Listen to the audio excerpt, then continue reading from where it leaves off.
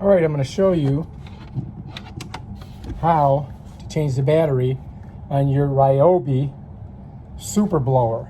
So it's pretty simple.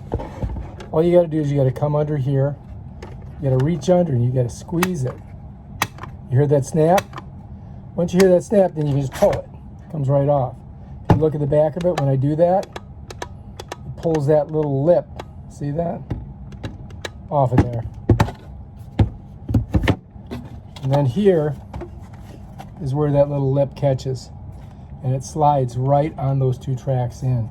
And there's your contacts back there. On the battery, there's your contacts. So to put it on, I just shift it in, bam. Get it out, squeeze, pull, bam, done. All right, I'm gonna show you how to charge it now. It's real simple. What you're gonna do, turn the battery upside down, like that. Turn the battery upside down, bam. Here's your charging thing. You plug it in right here, just so you can see, right there. And there's a little plug thing.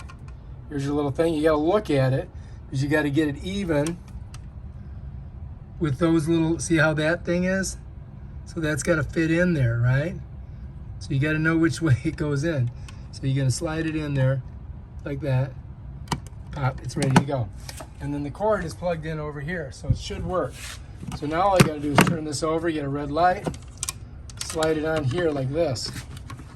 Just gonna slide it on, bam, it's on. Now we just let that sucker charge. It's blinking. When we get a solid one, we're good. And that's how you do it. All right, if you like this video, subscribe to my channel. Check out my other awesome videos on how to do stuff. Peace out.